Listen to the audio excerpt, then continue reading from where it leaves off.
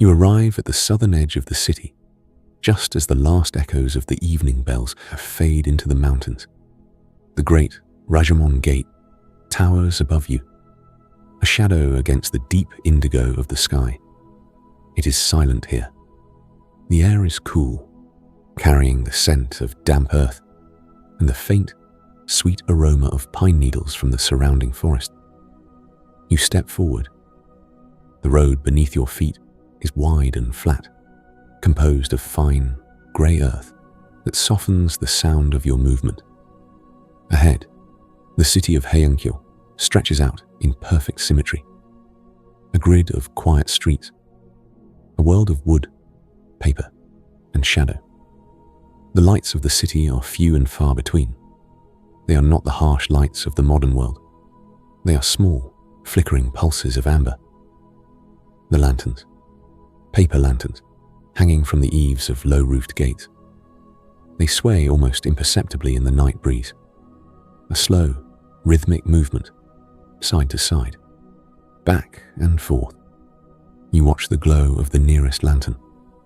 The paper is textured, showing the fibers of the wood from which it was made. The flame inside is steady, protected from the wind. It casts a soft, warm circle of light upon the ground. Beyond that circle, the darkness returns, gentle and inviting. You begin your walk down the central avenue, the Suzaku Avenue. It is vast. It is empty. The city has retreated inward for the night. Behind the high walls of the noble estates, the world is still. You hear the faint rustle of bamboo leaves from behind a nearby fence, a dry, papery sound, like 1,000 tiny whispers. It rises with a gust of air, and then settles into silence once more. You walk slowly. There is no hurry. There is no destination that requires your haste. The night is long. The night is deep. As you walk, the scent of the city changes. It is no longer just the forest and the earth. Now, it is the smell of aged cedar wood, the smell of straw mats, the faint or lingering smoke of a charcoal brazier that has long since been banked for the night. These scents are grounding. They are heavy. They pull your awareness down toward the earth beneath your feet.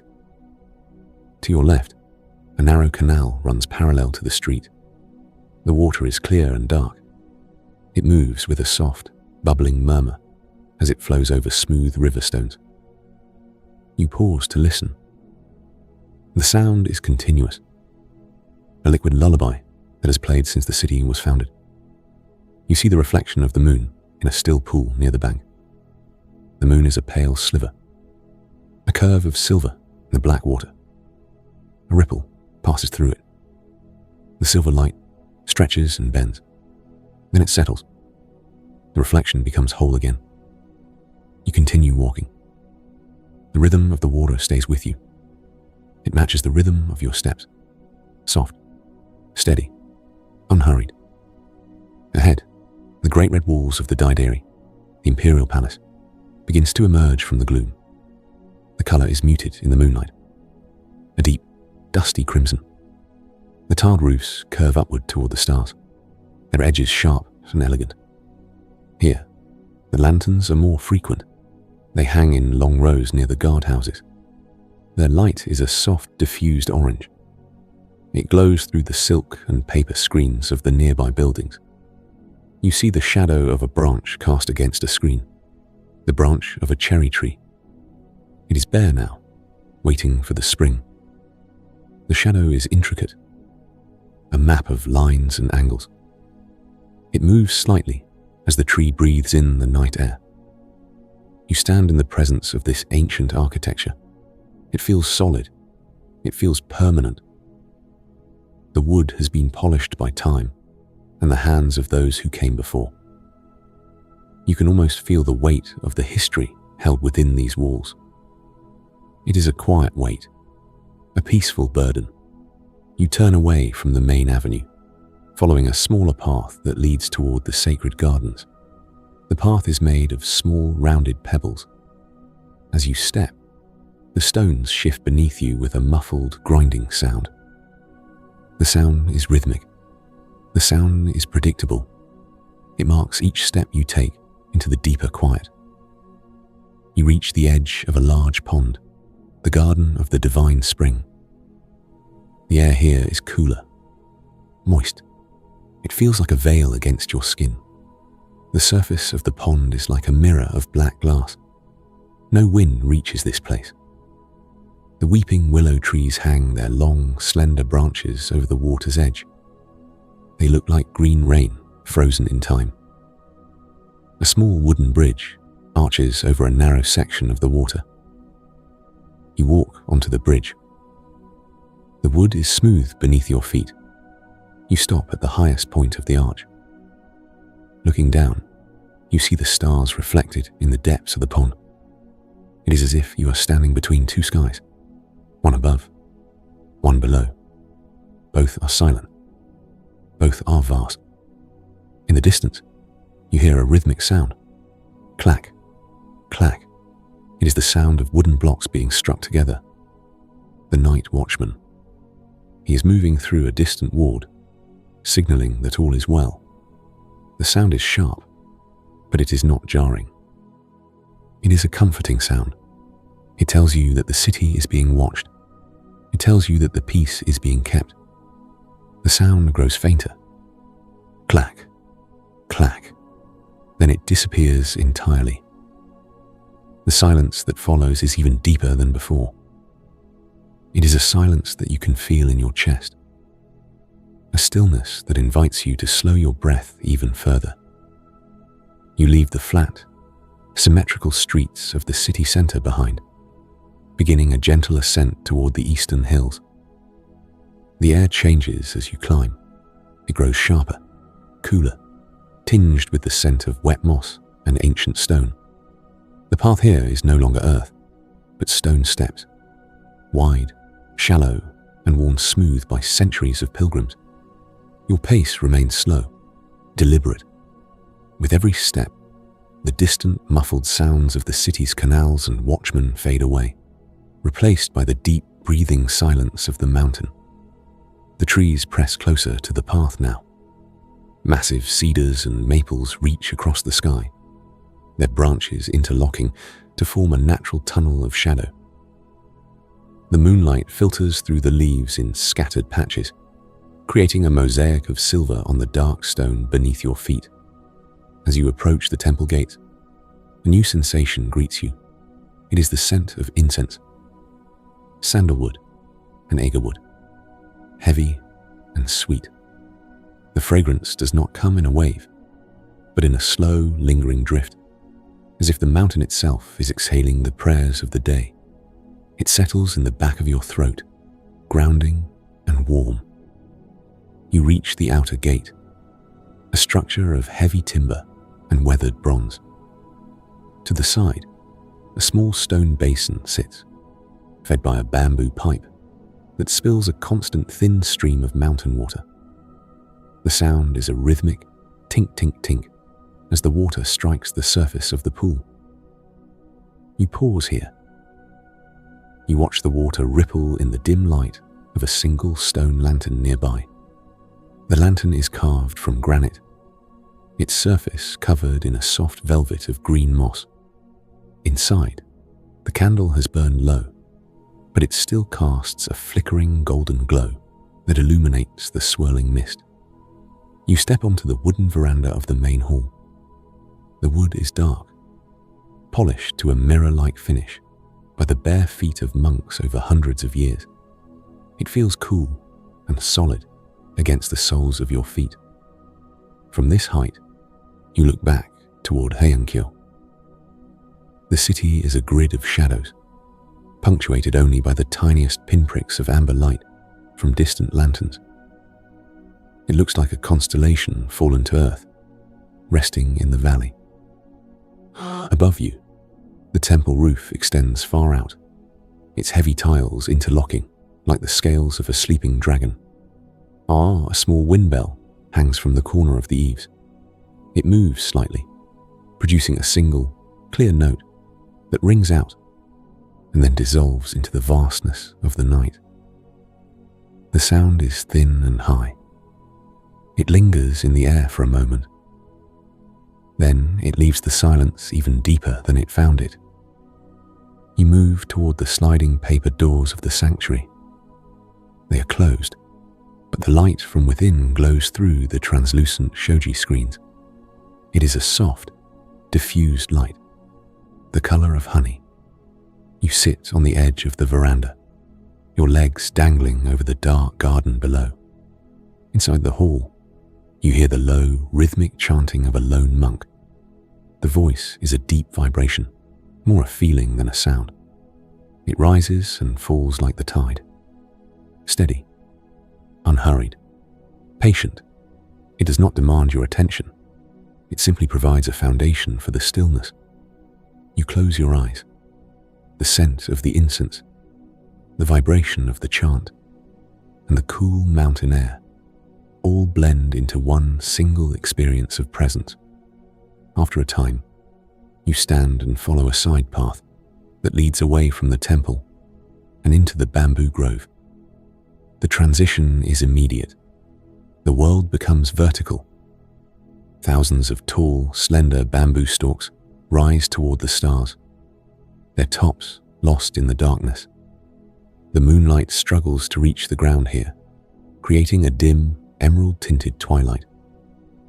As you walk, the bamboo begins to speak. When the breeze moves through the grove, the stalks lean into one another. They creak and groan. A wooden, rhythmic sound that echoes through the hollow centers of the plants. It sounds like the city of Heian-kyo itself is whispering in its sleep.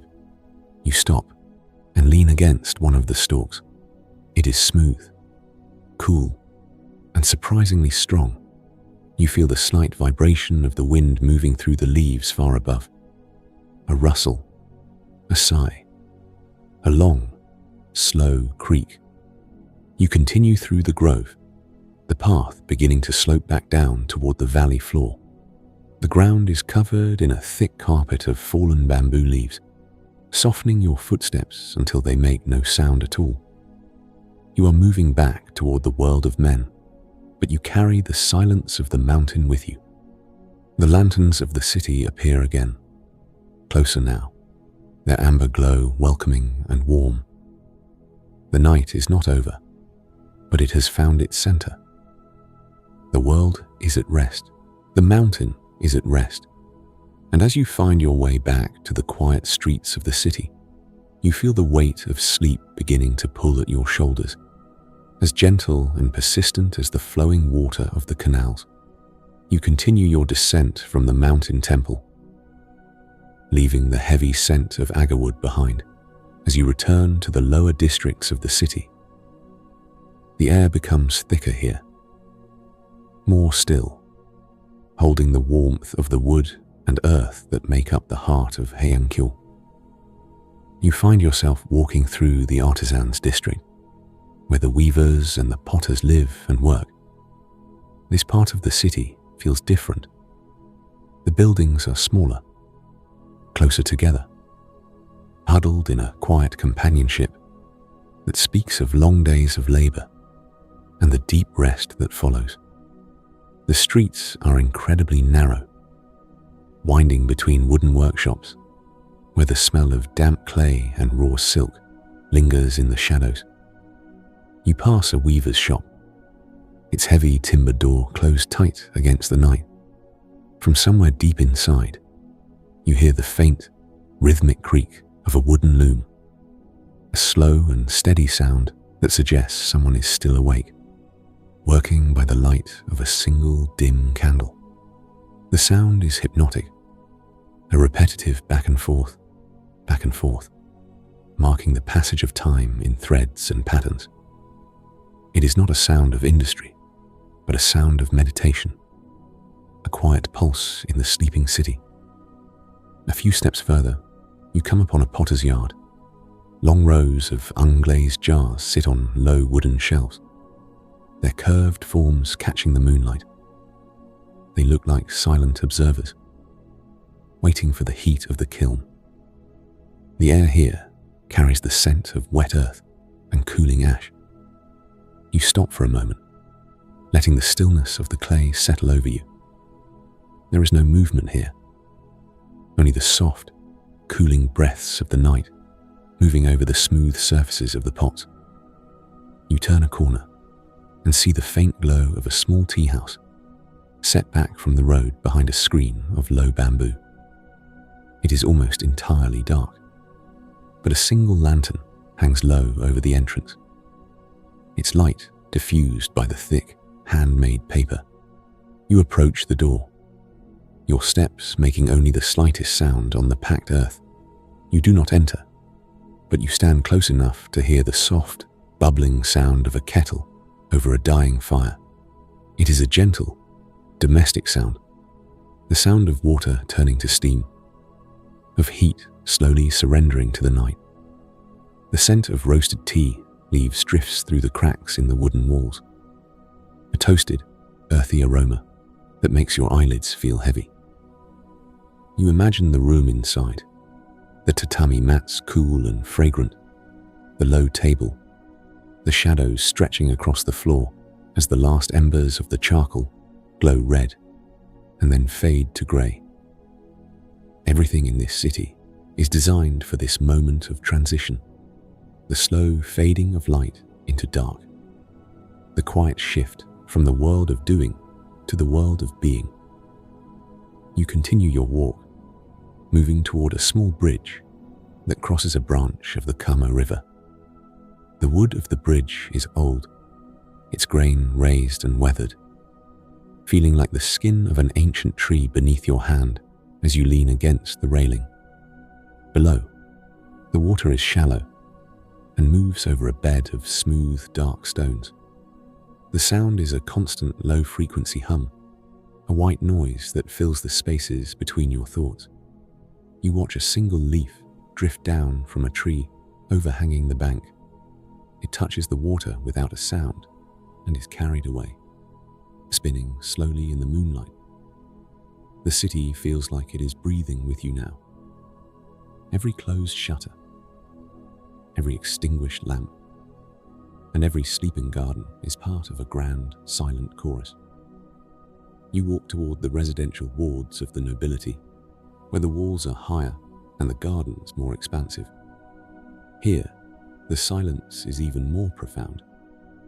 You pass a gate where a branch of flowering plum hangs over the wall, its white blossoms glowing like small fallen stars in the gloom.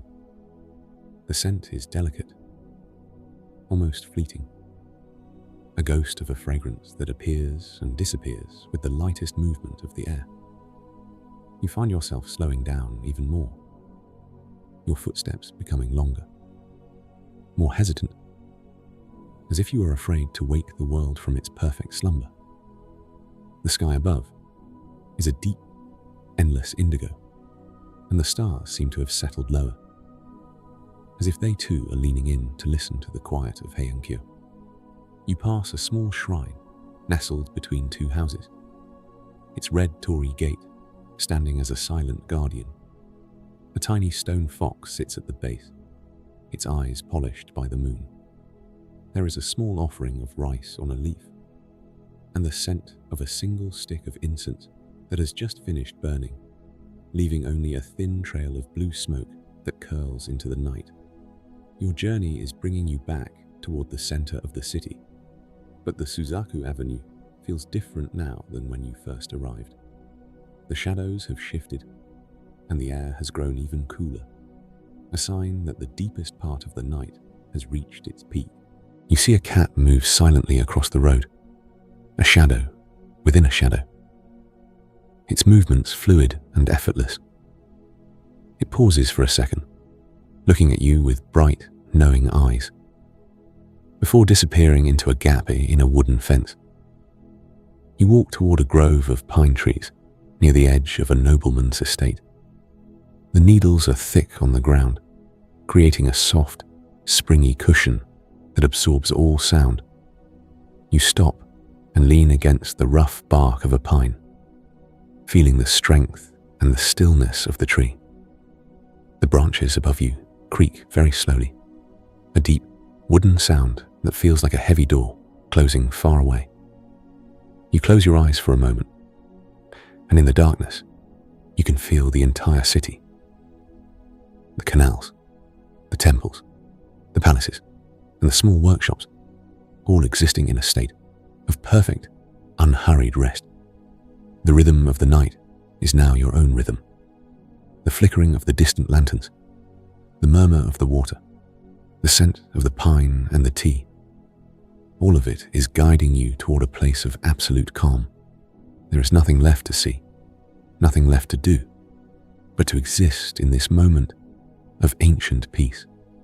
You take one more slow, deep breath, feeling the cool air fill your lungs and then leave them, carrying away the last remnants of the day. The city of Heian-kyo holds you in its wooden arms, safe and still, as the lanterns continue to glow and the night moves toward the first light of dawn. Still so many hours away, you move away from the shelter of the pine trees and find yourself drawn toward the edge of a great, silent park, where the boundary between the city and the wild mountainside begins to blur. The air here is exceptionally still, held in place by the massive, ancient trunks of camphor trees that have stood for longer than the city itself. You walk onto a path of crushed white shells that gleam with a ghostly luminescence under the moon. Each step creates a soft, rhythmic crunching sound, a crisp texture in the velvet silence that helps you focus on the simple act of moving. Ahead, a small pavilion sits by the edge of a dark, ornamental lake. The water is so still, it looks like a sheet of polished obsidian, mirroring the stars so perfectly that it is hard to tell where the earth ends and the heavens begin. You reach the pavilion and sit on the edge of the wooden floor, letting your feet rest near the cool stone of the foundation. The wood beneath you is old and smooth, smelling faintly of cedar and the dampness of the lake. There is no sound here, except for the occasional heavy plop of a fish rising to the surface, creating a single golden ring of ripples that expands slowly across the starlight before disappearing into the dark. The coolness of the night begins to settle deeper into your skin, not as a chill, but as a soothing weight. You watch the way the shadows of the willow trees dance upon the surface of the water. They move with a grace that is almost hypnotic, swaying to a music that only the night can hear. The scent of the water is clean and deep, mixed with the fragrance of late-blooming irises that grow in thick clusters along the bank. Their purple petals are closed now, tucked away until the sun returns. But their perfume lingers in the air like a gentle memory. You breathe in, and the air feels like silk. You breathe out, and you feel the last of the tension in your hands and neck simply dissolve into the night. This is the heart of Heian-kyo, in a city built on the principles of peace and tranquility, where every garden and every stream was placed to bring the soul into balance. You feel that balance now, a quiet alignment with the world around you. As you sit, you notice a small stone pagoda at the far end of the lake, its multiple tiers rising like a miniature mountain. A tiny weathered bell hangs from each corner, but they do not ring. They are waiting for the wind of the morning. For now, they are as silent as the stone they are made of. The silence of the stone, the silence of the water, and the silence of the sky all come together here, creating a sanctuary within a sanctuary. You eventually stand, your movements slow and fluid, and begin to walk back toward the residential street. You pass a long, white-plastered wall that belongs to a high-ranking official's villa. Behind the wall, you can hear the soft, rhythmic sound of a shishi-odoshi, a bamboo water fountain. The bamboo tube fills slowly, drop by drop, then tips forward with a gentle thud as it strikes a stone, only to begin the process again. Drip, drip, thud. It is a sound designed to mark the emptiness of time, to remind the listener that there is no need to rush, for the cycle will always continue. You listen to the rhythm for several minutes, letting it anchor you to the present moment. The thud is dull and earthy, a grounding sound that resonates in the quiet air.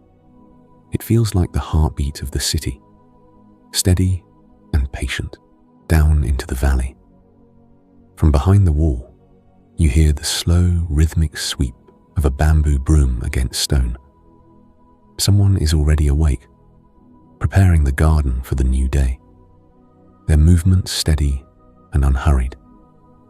A quiet scratching sound that punctuates the stillness. You pass a small wooden gate where a single, unlit lantern hangs from a copper hook, its paper sides slightly yellowed by years of service. The air here is exceptionally clear, carrying the scent of wood smoke from a distant hearth and the sharp, green aroma of wet moss. You look down at the stones beneath your feet. They are smooth and dark, reflecting the pale violet of the sky. Each step feels deliberate, a soft connection between your body and the ancient earth of the city. As you move further into the residential ward, you encounter a small stone bridge crossing a narrow, clear stream. The water flows with a soft, bubbling sound, swirling around the base of the bridge's support. You stop and lean your arms against the wooden railing, feeling the grain of the timber, rough and honest. In the water below, you see the reflection of a single, fading star, a tiny point of silver dancing in the dark current. The sound of the water is a constant, low-frequency hum, a sound that has likely been the backdrop for 1,000 nights in this city. The scent of the night is changing now, losing its heavy, incense-laden quality and becoming something lighter, more transparent. It is the smell of the morning dew, of cold stone, and of the awakening forest. You walk past a row of merchant stalls, their wooden shutters closed and locked, their eaves casting long geometric shadows across the road. There is a sense of immense potential in these closed doors, a world of activity waiting for the first real light of the sun. You find yourself slowing down even more, your pace matching the very first tentative chirps of the birds in the trees overhead. The indigo of the sky has completely surrendered to a pale, misty grey, and the silhouettes of the mountains to the east are becoming sharp and defined. You reach a small public square where a stone lantern stands, its light finally extinguished, its task complete. You sit on a low stone step, feeling the cool weight of the night in your limbs, a heavy, comfortable fatigue that signals the end of your journey. The lanterns of Kyoto have led you through the intricate, quiet heart of the city, showing you the beauty of the shadows and the peace of the stillness. You have felt the history of this place in the wood of the gates, the stone of the bridges, and the scent of the temples. All of these things have worked together to bring your mind and body into a state of perfect, unhurried rest. You take one last deep breath of the cold air, feeling it fill you with a sense of quiet completion. The city of Heian-kyo is still asleep, held in the soft, lavender light of the pre-dawn, and you are ready to join it. The rhythm of the water, the sweep of the broom, and the distant bell have all become a single, shimmering lullaby. You stand and walk the final few steps towards your place of rest, and as the world begins its slow, inevitable turn toward the day, you find yourself finally sinking into the deep, restorative silence of a perfect, ancient sleep. The pale, pearlescent light of the pre-dawn continues to wash over the city, turning the heavy timber of the eaves into a soft, charcoal grey. You find yourself moving along the edge of a quiet canal, where the water is so shallow that the pebbles on the bottom are visible, each one polished by the endless movement of the stream. The sound of the water here is a gentle, rhythmic chatter, a friendly murmur that keeps you company as you navigate the final stretches of the silent streets.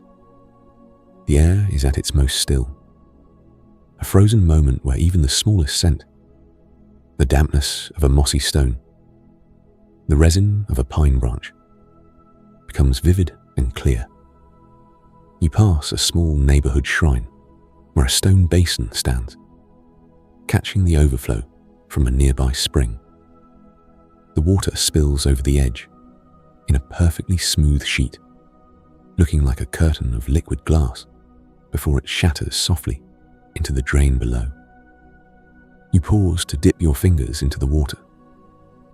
It is bitingly cold, a sharp, clean sensation that anchors you to the present moment, even as your mind begins to drift towards sleep.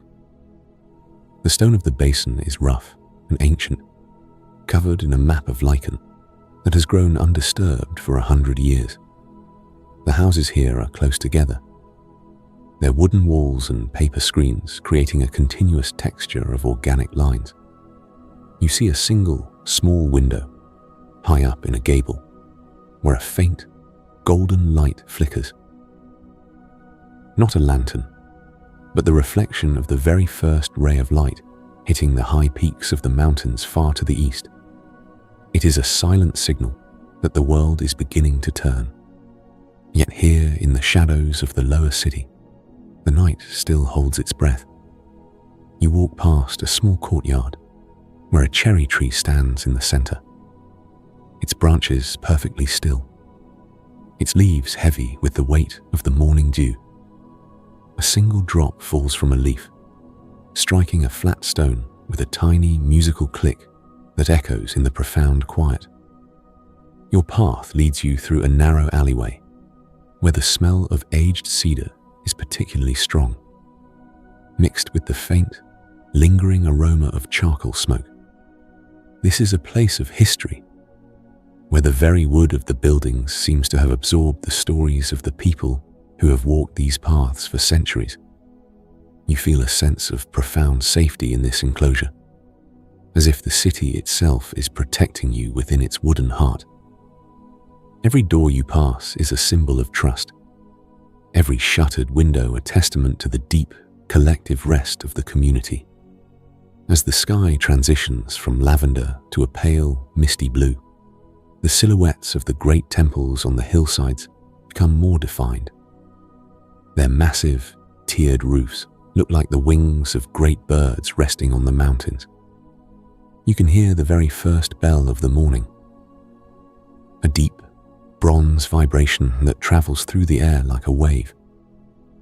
It is not a loud sound, but a pervasive one, a low-frequency hum that you feel in your chest more than you hear with your ears. It marks the end of the absolute night, yet it carries the same peace that you found in the darkness. You walk toward a small, stone-paved square where a public lantern stands, its flame now a tiny, dying ember.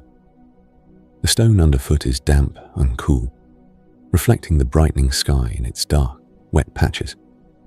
You find yourself slowing your pace to a near halt, wanting to inhabit this final sliver of the night for as long as possible. The air is fresh and cold, filling your lungs with a clarity that feels like a benediction. The lanterns of Kyoto have been your guides through the intricate map of the past, leading you through gardens, over bridges, and past the silent workshops of the artisans. You have heard the voice of the water, the creak of the bamboo, and the heavy silence of the stone. All of these sounds have woven together into a tapestry of tranquility, a shield against the noise and haste of the world. You feel a deep, settling heaviness in your eyelids, a sign that the journey is complete. You turn one last corner and see the wide, open expanse of the Suzaku Avenue stretching out toward the horizon. The mist is settling in the low places, a white, ethereal carpet that blurs the lines between the earth and the sky. You take a final, slow breath, tasting the morning on the air. The scent of cold stone, of mountain water, and of the coming light. The city of Heian-kyo remains behind you, a world of shadows and wood, perfectly at rest. You turn your face toward the stillness of your own home, and as the stars finally vanish into the dawn, you let the memory of the lanterns carry you into the deep, restorative embrace of a perfect, ancient sleep. The light continues to stretch and shift, turning the world into a study of soft textures and muted colors. You find yourself walking beside a long, earthen wall topped with dark grey tiles, the kind that surrounds the estate of a high-ranking courtier. The plaster is cold to the touch, holding the dampness of the mountain mist that has drifted, sinking into the deep, restorative silence of a perfect sleep.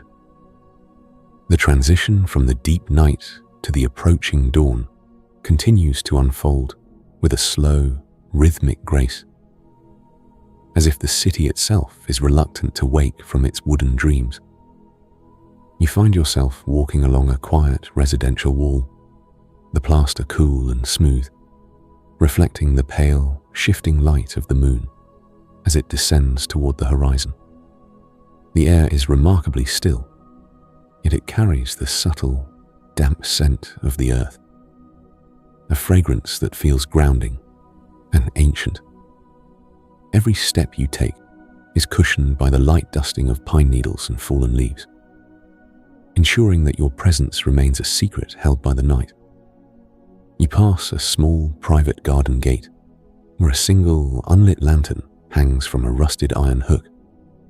The wood of the gate is aged and silvered by time, its texture visible even in the dim light, showing the intricate lines of the grain like a map of years past.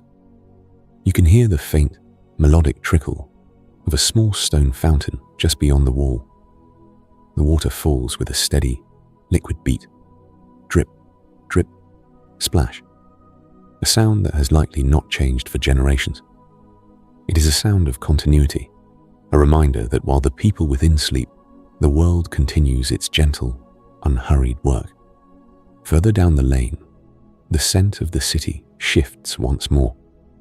You encounter the faint, toasted aroma of a nearby kitchen where the coals are being quietly stirred for the morning meal. It is a warm, comforting smell that mixes with the crispness of the pre-dawn air. You imagine the interior of the home, the soft rustle of straw mats, the low ceilings, and the sense of safety that comes from being enclosed within thick wooden walls while the rest of the world is silent. The sky is no longer a solid indigo. It has begun to soften at the edges, turning a translucent shade of charcoal and pearl. The stars are fewer now, their light flickering out like candles that have reached the end of their wicks. You reach a small stone bridge that spans a quiet branch of the canal. You stop and lean against the cool stone railing, watching the water below. It is dark and deep, carrying the reflections of the remaining stars on its surface, like scattered jewels. The water moves with a low, gurgling sound as it passes under the arch of the bridge, a secret language spoken between the river and the stone. You feel the weight of the night in your limbs, a heavy, pleasant sensation that pulls you toward the earth. Your breathing has slowed to a deep, natural pace, matching the slow pulse of the sleeping city. There is no noise here to startle you, no sudden movements to break the spell, only the steady, predictable rhythms of nature and history. You pass a small stone statue of a traveler's deity nestled in a niche along the road. A fresh flower has been placed at its feet, its petals damp with dew, glowing softly in the twilight. The sight is a small, quiet testament to the care and devotion that exists even in the darkest hours.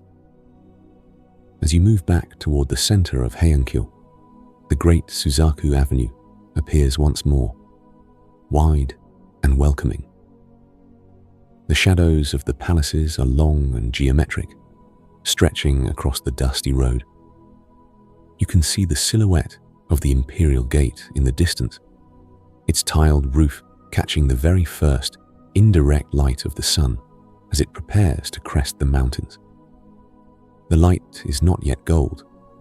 It is a pale, silver grey that makes the world look as though it were made of mist and memory. You walk toward a grove of bamboo near a noble's estate, the tall stalks swaying almost imperceptibly. They make a sound like a soft, wooden rattle as they touch one another, a hollow and rhythmic noise that echoes the quietness of your own thoughts. The ground here is cool and dark, and the scent of the bamboo is green and fresh. You find a flat, moss-covered stone and sit for a final moment, letting the stillness of the grove envelop you. The world is perfectly balanced in this hour. The night is ending, but the day has not yet begun. It is a moment of pure potential, a space where time feels as though it has stopped altogether. You close your eyes, and the sounds of the city, the water, the distant bells, the rustle of the leaves, all blend into a single, shimmering layer of sound. It is a lullaby for the soul, a promise of rest that is deep and true.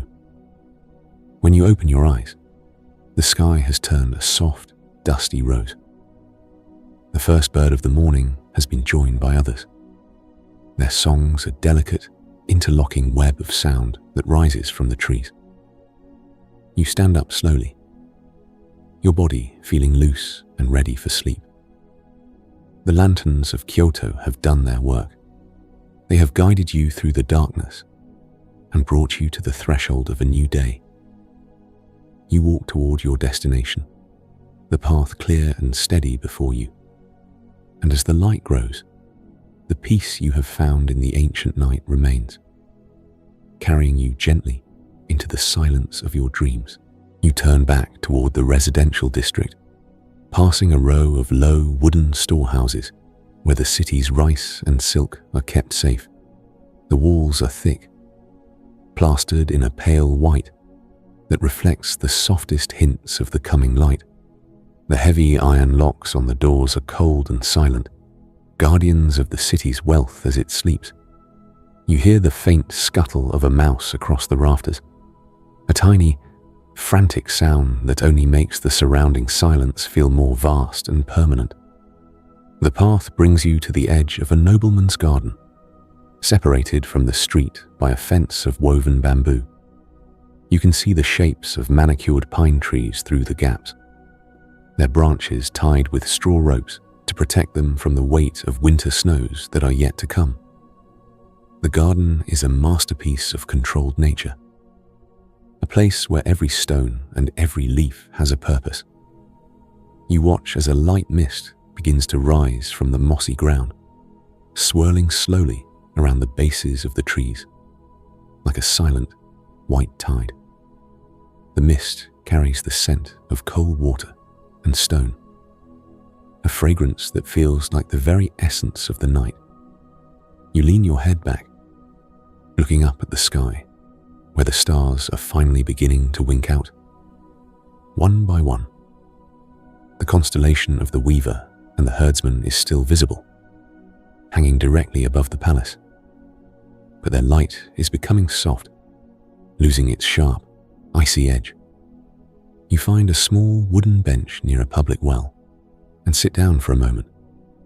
The wood is damp with the morning's first dew, a coolness that seeps through your layers of silk and linen. You rest your hands in your lap, noticing how still they have become. The restless energy of the day has been completely washed away, by the hours spent wandering through the shadows of Heian-kyo. From a nearby house, you hear the very first sound of a human life returning to the world. The soft, wooden slide of a single interior door. It is followed by the faint, rhythmic sound of a flint striking stone as someone begins the work of lighting a morning fire. The sound is small and distant, a spark of life in the blue gloom, but it signifies that the night is drawing to its natural conclusion. You stand up, your limbs feeling heavy and loose, filled with a pleasant, warm fatigue. You walk toward the main avenue, where the great pylon of the southern gate is now clearly visible against the lightening sky. The air is at its most transparent now, every detail of the city appearing with a new, sharp clarity. The grain of the wood, the curve of the tiles, the delicate veins of the leaves. The city of Kyoto has shared its secrets with you throughout the night. It has shown you the beauty of the small, the permanence of the stone, and the peace of the moving water. You feel a profound sense of gratitude for this time spent in the company of the past. The lanterns have led you home, not to a physical place, but to a state of mind where the world is quiet and the heart is at rest. As you reach the threshold of the great gate, you pause and look back over your shoulder at the sleeping city. The first hint of gold is beginning to touch the highest peaks of the eastern mountains, but the streets of Heian-kyo are still held in a soft, lavender embrace. You take a final, deep breath of the night air, feeling it fill you with a sense of completion. You turn and walk through the gate, and as the world begins its slow, inevitable turn toward the day, you find yourself finally. You move on, the sound fading into the distance, but the rhythm staying in your mind, a quiet pulse that guides your steps. The streets are now bathed in the deepest blue of the pre-dawn hours. The lanterns have mostly burned out, leaving only the moonlight to guide you. But you find that your eyes have adjusted to the dark. You see the world in shades of silver and charcoal. Every texture is heightened. The grain of the wooden gates, the pattern of the roof tiles, the softness of the moss growing in the cracks of the stone walls. You pass a small neighborhood well, its wooden bucket resting on the rim. A few drops of water cling to the side, sparkling like diamonds in the moonlight. The air around the well is cool and carries the mineral scent of the deep earth. You pause to look down into the dark circle of the well, seeing your own shadow against the distant, shimmering reflection of the sky far below. It is a reminder of the hidden depths of the city, the secret waters that flow beneath the streets, sustaining everything in silence. Your path leads you through a small grove of plum trees, their branches twisted and gnarled with age. The blossoms are gone, replaced by small green fruits that are hidden among the leaves. The scent of the trees is green and sharp, a refreshing contrast to the heavy incense of the temple. You reach out and touch the bark of one tree, feeling the ridges and grooves that tell the story of many seasons. The tree is still, but you can feel the life within it, waiting for the light. The city is at its most fragile and beautiful in this hour. It is a world of paper and wood, held together by the quiet intentions of its people. You walk past a row of small houses, their shutters closed tight, their eaves casting long, geometric shadows across the road. You hear the faint, soft breathing of the city, a collective exhale of thousands of souls at rest. It is a powerful, peaceful sound, a reminder that you are not alone in this stillness. You turn onto a wider road that leads back toward the southern gate, the Rajomon, where your journey began. The great gate is still a distant silhouette, but the sky behind it is beginning to lose its deep indigo, softening into a pale, translucent violet. The first bird of the morning wakes in a nearby tree, letting out a single tentative chirp. It is not a signal to hurry, but a gentle announcement that the cycle is beginning to turn. You slow your pace even further, wanting to savor these last moments of the absolute night. The air is at its coldest now, a crispness that makes you pull your sleeves a little closer. The scent of the morning is different. It is the scent of dew on stone, of cold water, of the coming day. But for now, the city is still yours. The lanterns of Kyoto have guided you through the history and the heart of this place. And as the stars begin to fade, you find that you are ready for the rest that they promised. Your breath is slow and even, a quiet mist in the cool air. You feel a deep, settling calm in your limbs, a heaviness that is both comfortable and safe. The journey through Heian-kyo has been a journey into the self, a finding of the quiet places that exist within us all. The stone, the wood, the water, and the light have all played their part in bringing you here, to this moment of perfect, unhurried peace. You look up one last time at the fading moon, a pale ghost in the changing sky, and you let the silence of the ancient night carry you finally into a deep and dreamless sleep. You leave the wide road and move toward a cluster of small private shrines, tucked away in a grove of ancient cryptomeria trees. The trees are so tall that their tops are lost in the fading starlight, their trunks thick with layers of soft, reddish bark that feels like weathered fabric. The air here is heavy with the scent of damp earth and the sharp, clean aroma of cedar resin. You walk between two stone foxes that guard the entrance, their forms softened by a thick coat of emerald moss that has grown undisturbed for decades. A series of small red wooden gates, or torii, form a tunnel that leads deeper into the shadows. You walk through them slowly, the repetition of the red beams overhead, creating a rhythmic pattern that blurs the edges of your vision. The ground is a soft bed of fallen needles, absorbing every vibration, ensuring that the only sound in the world is the distant, muffled pulse of the city's heart. At the end of the path, you find a small stone altar where a single candle has burned down to a pool of translucent wax. A faint trail of blue smoke still curls upward, a ghost of an offering made hours ago. You stand in the presence of the quiet spirits of the grove, feeling the weight of the centuries pressing gently against you. There is no fear here, only a sense of being part of a long, unbroken lineage of moments exactly like this one.